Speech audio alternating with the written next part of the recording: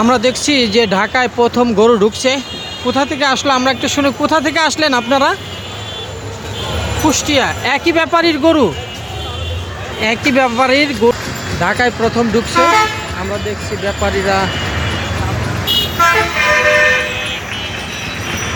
রাতেই ঢাকায় গরু ঢুকছে। আমরা গরু দেখাই একটু ঘুরে।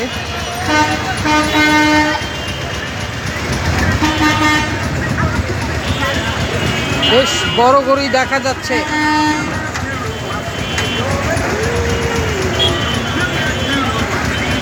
দেখি পাটা একটু একটু পা দেখি।